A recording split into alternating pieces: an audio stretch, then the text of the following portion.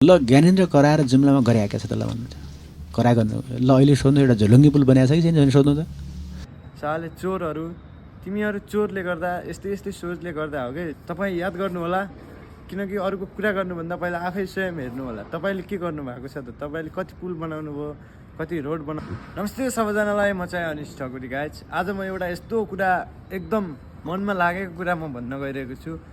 तपाईँ कृपया ध्यान दिएर सुन्नु होला, प्रतिक्रिया पनि दिनु होला कमेन्टमा, किनभने हामीलाई अर्को भिडियो बनाउनलाई पनि सजिलो होस्।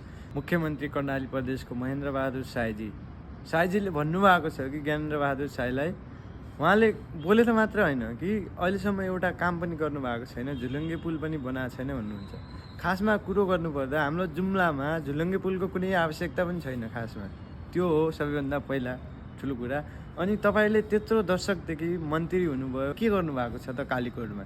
अनि कर्णालीलाई के दिनुभएको छ त? साले चोरहरू तिमीहरू चोरले गर्दा यस्तै सोचले गर्दा हो कि कर्णाली प्रदेश पछि परेको। त्यसैले गर्दा अर्कालाई कुरा भन्नुभन्दा तपाईँले एकदम पहिला ध्यान दिएर आफूले के गरेको छु त, आफूलाई कस्तो छु त, पहिला जनताबाट प्रतिक्रिया लिने हो। आफू म राम्रो छु भन्दैमा राम्रो हुने होइन नि त। तपाईँले अर्काको कुरा काट्दैमा तपाईँ राम्रो हुने होइन नि त। तपाईँले कुरा काट्दैमा ज्ञानेन्द्र साईको केही जाँदैन के, यति कुरा बुझिराख्नुहोस् कि तपाईँले दुई चार कुरा भन्दैमा एक के गरेको छ, कस्तो गरेको छ भनेर जनताले सबै कुरा चिनेको छ ज्ञानेन्द्र साई कस्तो हो भनेर। ज्ञानेन्द्र साई भनेको एकदम देशको हिरो हो, देशलाई नेतृत्व गर्ने मान्छे हो, देशलाई अगाडि बढाउने मान्छे हो। किनभनेको युवाको मनको ढुकढुकी हो, युवाको मनमा बस्न सफल व्यक्ति हो। त्यसैले गर्दा साईजी हो महेन्द्र बहादुर साईजी, यानि कि महेन्द्र, पहिलाको कर्णाली प्रदेशको मुख्यमन्त्री।